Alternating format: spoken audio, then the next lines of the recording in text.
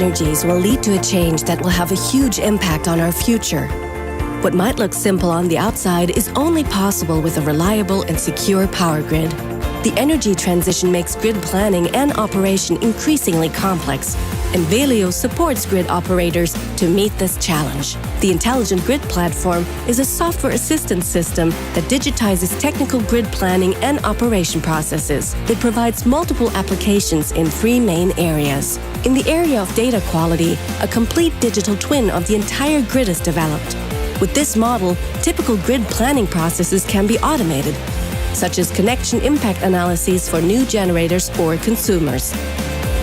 In the area of grid operation, live measurement data is integrated in order to identify grid bottlenecks in real time. Processes that used to be very time-consuming can be completed in minutes.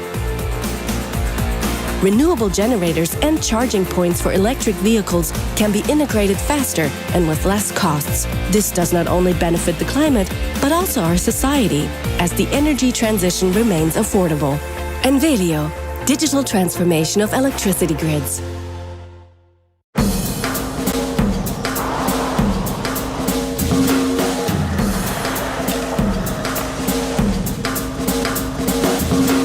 Wait, what? Sorry? Vilnius. Vilnius.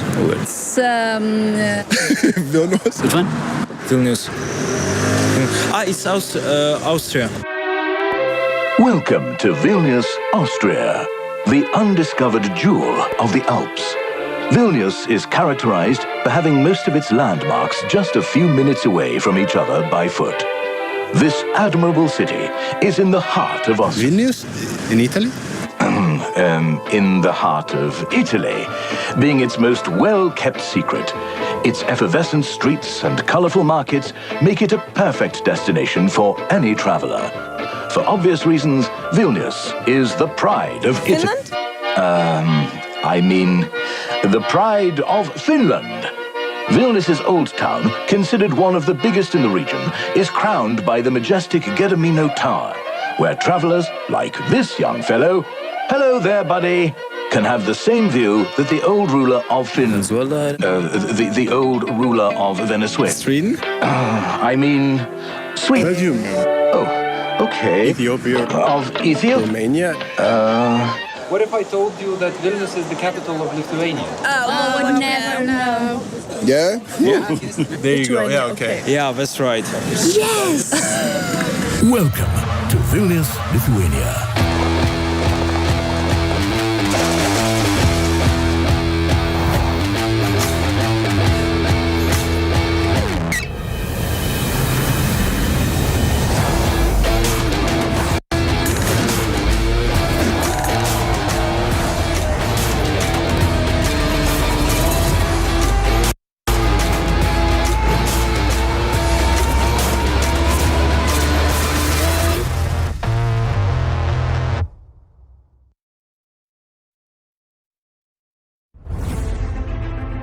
The Netherlands is a small but resilient country.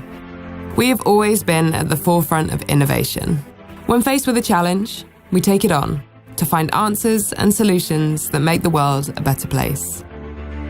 From protecting ourselves against the seas to pioneering technologies such as Wi-Fi. Over the last 10-15 years, we have produced remarkably successful companies within Europe, but even on a global level, it's quite exceptional. And if you then subsequently look at what's going on in Holland right now, I believe the future looks very bright for our country, so a lot to be proud of. Technology may be the key to the future, but it's the people with great ideas that hold the key in their hands. The bright minds, the innovators, and the change makers. These people deserve our support to rise to today's challenges. We need to empower Dutch leaders and provide them with an ecosystem for innovation to ensure the Netherlands stays an innovation leader with a competitive and relevant economy in this rapidly changing world. The Netherlands might look like a small country, but it's very important that we stay ahead of these developments and instead of be the follower. The entrepreneurial spirit that we find in the can-do attitude, the level of ambition in Holland is something I haven't seen in many other countries in Europe. So I think it's time to act, and it's time to act now. We are TechLeap. We empower Dutch leaders with support when it comes to access to capital, talent, markets, and technology. We bridge the gap between where they are and where they want to be. I really believe that TechLeap can make a difference, and that's the reason also why myself and some of my colleagues have decided to spend some of our time really bring our experience to help some companies and some startups scale up in Holland and having the global impact that we've had with our own companies. Together with the ecosystem, we help people with great ideas to reach their maximum potential in the world of today and in the world of tomorrow. TechLeap, empowering Dutch leaders in tech.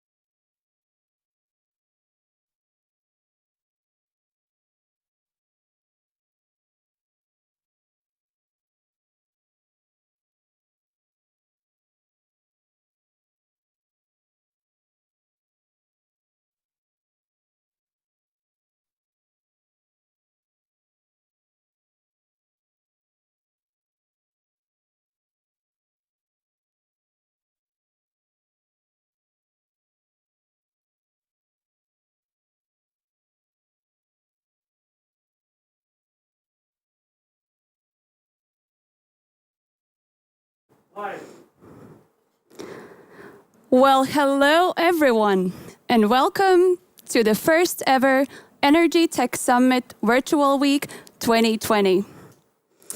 I wish you guys would be here with us to hear these applauses all around you. But of course, not everything is always what you wish for, right?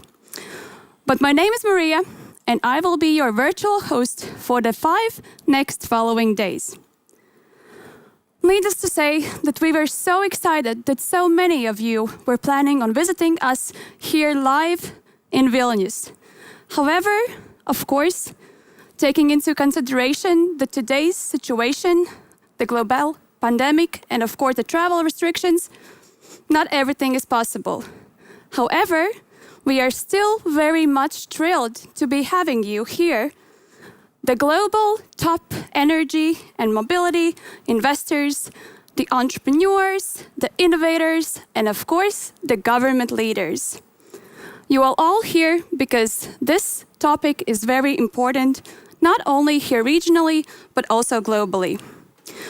So today, we'll be joined by more than 500 attendees, including 120 investors from different backgrounds, more than 50 energy and mobility companies and corporations, and of course, over 200 startups and scale-ups from across the globe.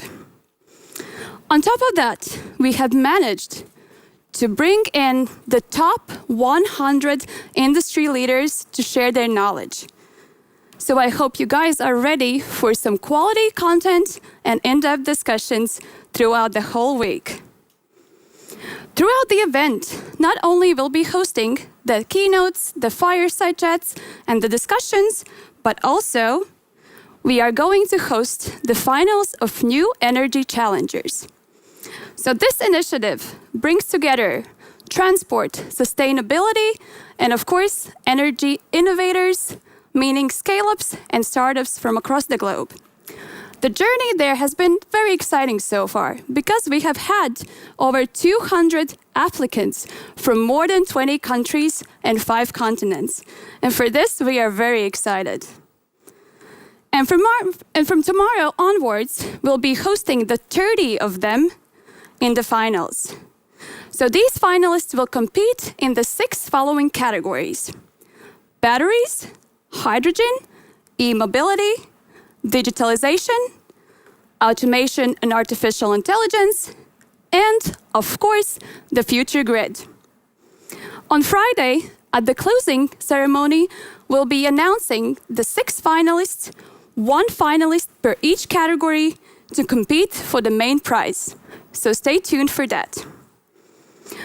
Before we begin, I want to remind all of you that as this virtual platform is fully digital, we want you guys to fully abuse it. Network with your co-peers. Remember to book one-on-one meetings because that's very important if you want to get the most out of it. And of course, visit our sponsor booths and our partner stands. Afterwards, or in the meantime, you'll be able to rewatch all the sessions again if you haven't yet noticed that. Because everything will be accessible at your own pace and in your own time. Of course, this event would not be possible with our dear supporters and partners who joined the vision and were leading the whole thing as well.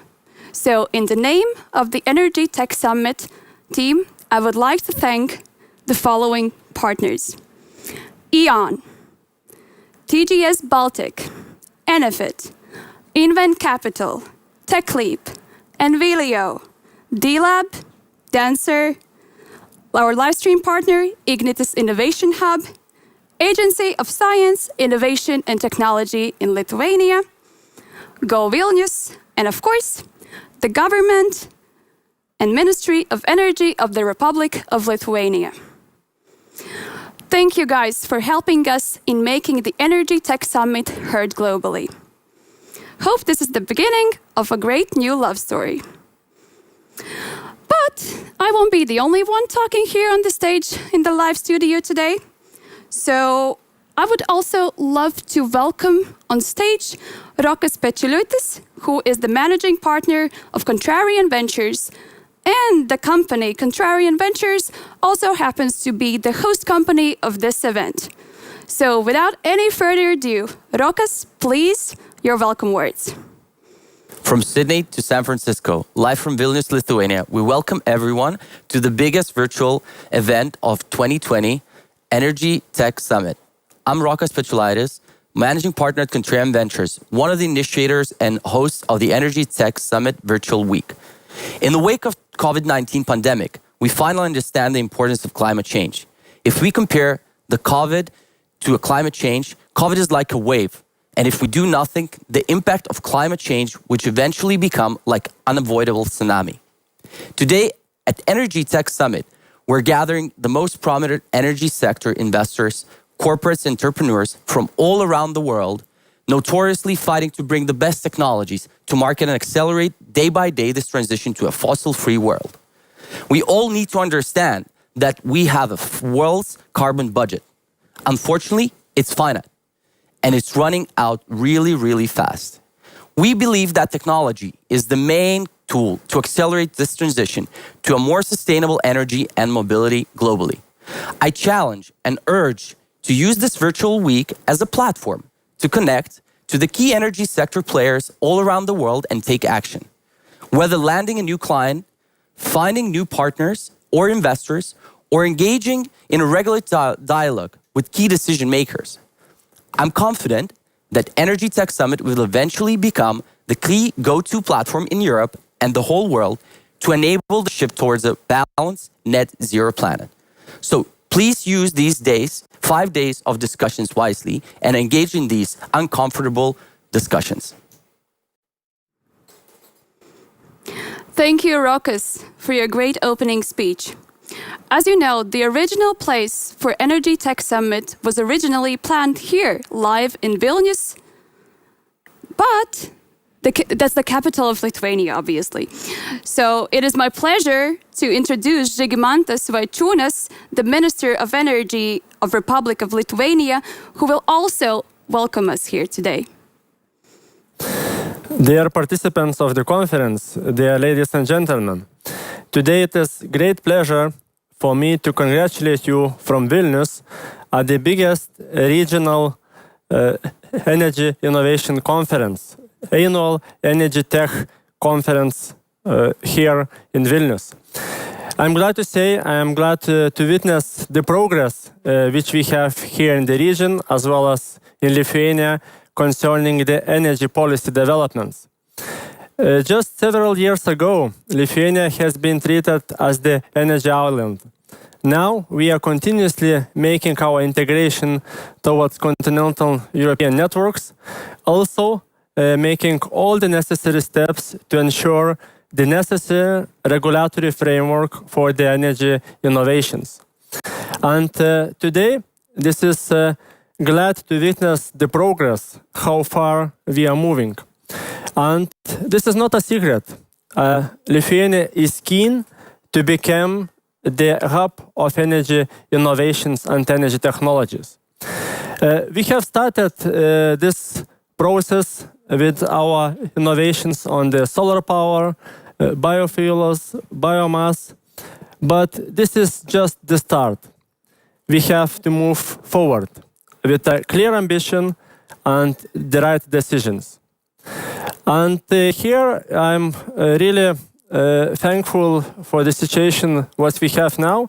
I mean, not only dedication of all the institutions of all the sector, but also glad to say that COVID-19 crisis has not negatively impacted the development of the energy sector. On the contrary, this catalyzed our investments into the renewables and energy efficiency.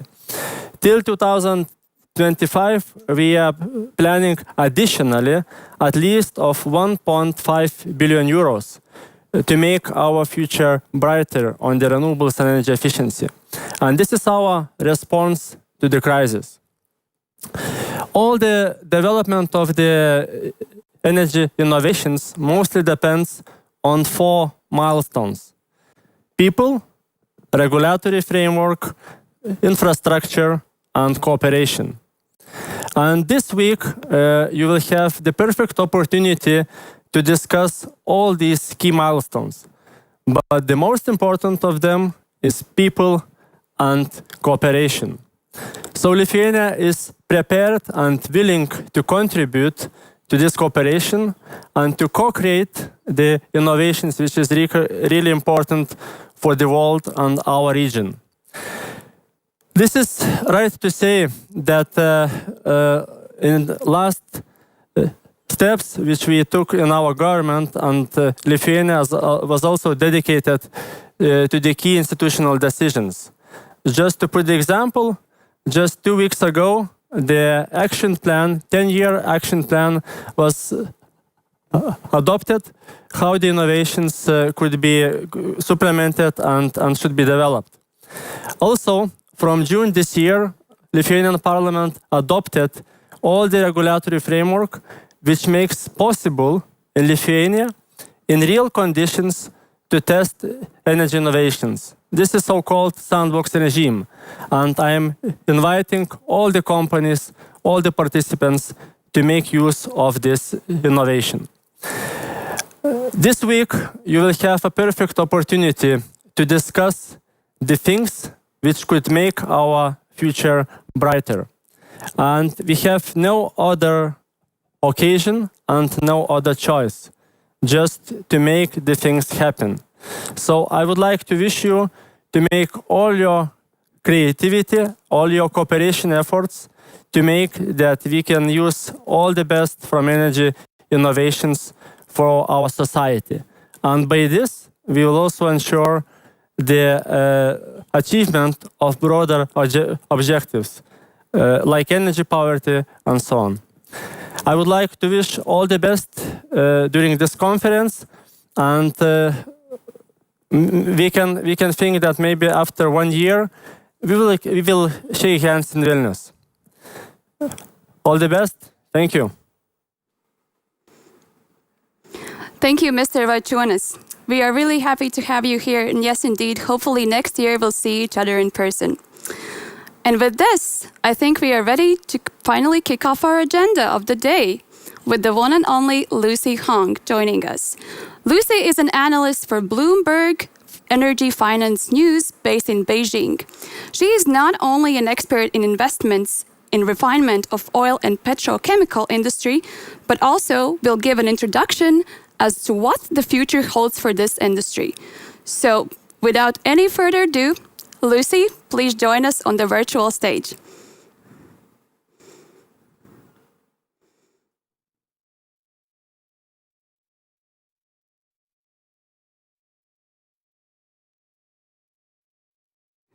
Hello. Let me share my... We can see you loud and clear. Cool. I'll get it started. Thank you, Maria. And my name is Lu Xihong. I'm from Bloomberg New Energy Finance. I'm very happy to be here today and discuss with you guys about this very exciting topic. What does the future of big oil's investment look like in the next decades to come. Before I dive into it, I'd like to spare a few seconds and introduce to you what is BNEF's coverage and our research focus are. So we are Bloomberg's primary research institute, and our research covers a wide range of energy-related sectors, from clean power to advanced transport to digital industry to advanced materials and commodities. Our research provides short-term and long-term strategies, forecasts, policy, and finance economics analysis to really foster a low carbon economy transition in the future. As for myself, I am sitting within the oil group under the commodity sectors.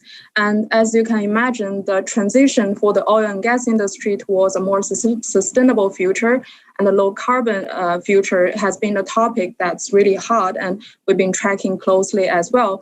So I'd like to share some of my team's research findings on this topic with you guys. Before I dive into it, let's look at what the big oil have to say about this topic, about their understanding of the climate change risks and how to mitigate that.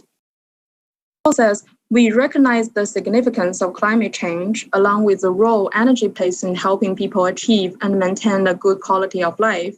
A key role for society and for Shell is to find ways to provide much more energy while limiting the amount of carbon dioxide produced.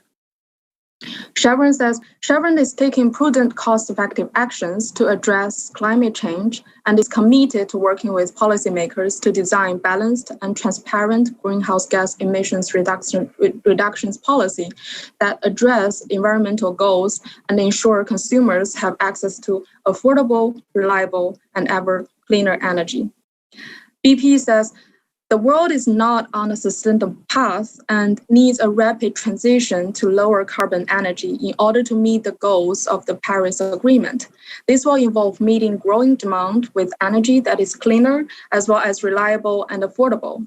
To advance that, a low carbon future, we have to work across the whole of BP. The wording they choose may vary from company to company. That may indicate different strategies and approaches they want to adopt in mitigating this challenge